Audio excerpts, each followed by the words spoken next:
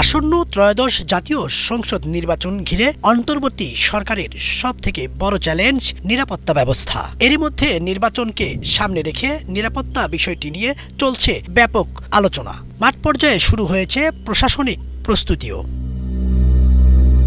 নির্বাচন ঘিরে মাঠ প্রশাসন এবং পুলিশের পাশাপাশি ব্যাপকভাবে প্রস্তুতি নিচ্ছে আনসার ও কিরাম প্রতিরক্ষা বাহিনী। কারণ সবথেকে বেশি ভোটকেন্দ্রের দায়িত্ব পালন করবে আনসার ভিডিপির সদস্যরাই।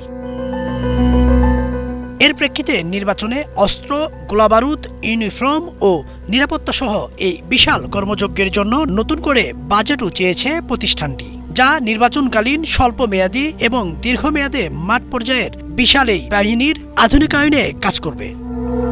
অস্ত্র ও গোলাবারুদ বাবদ 191 কোটি, নিরাপত্তা সামগ্রী 31 কোটি, ইউনিফর্ম 196 কোটি ও মোটরযান বাবদ 28 কোটি টাকা, মোট 446 কোটি টাকা বরাদ্দ চেয়েছে প্রতিষ্ঠানটি।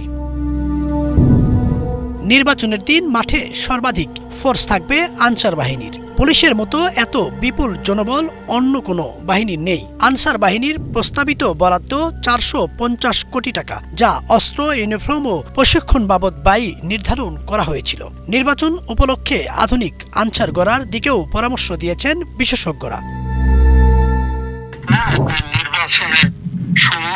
নির্বাচনের সাথে সংশ্লিষ্ট যারাই আছে, যে বাহিনী বা যে দপ্তর, সরকারি দপ্তরগুলি আছে, তারা সবাই চেষ্টা করে আপনার তাদের এতদিনের যে চাহিদা, যেগুলি তারা শত চেষ্টা করেও পায় নাই, ওইগুলি পূরণ করার জন্য। কারণ নির্বাচনী বাজেট যা চাইলেই পাওয়া যায়, এটা না করে না।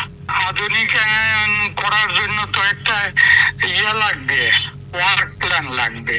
আপনার আধুনিকায়নে কি কি করবে, তারা প্রয়োজনীয় জিনিস লাগবে, ওগুলি তো তারা আগে ওয়ার্কআউট করবে। জানা গেছে প্রায় 45,000 ভোট কেন্দ্রের দায়িত্ব পালন করবে আনসার ও ভিটিপির 6 লাখ সদস্য। এ কারণে অতিরিক্ত অস্ত্র, গোলাবারুদ, পোশাক ও নিরাপত্তা সামগ্রী কেনার প্রয়োজন পড়ছে। এতে ব্যয় হবে প্রায় 450 কোটি টাকা।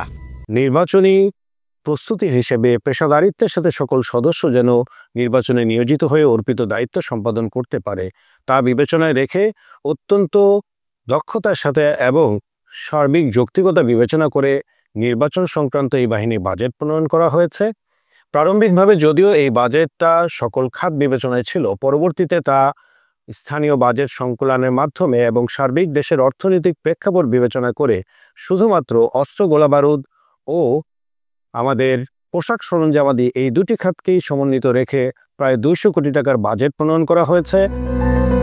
নির্বাচনের মাঠ পর্যায়ের প্রস্তুতি হিসেবে এরই মধ্যে ডিসি ইউনুদের জন্য 200 কোটি টাকার গাড়ি কেনা হচ্ছে, আর নির্বাচনের দিন পুলিশের ব্যবহারের জন্য কেনা হচ্ছে প্রায় 40,000 বডি ক্যামেরাও।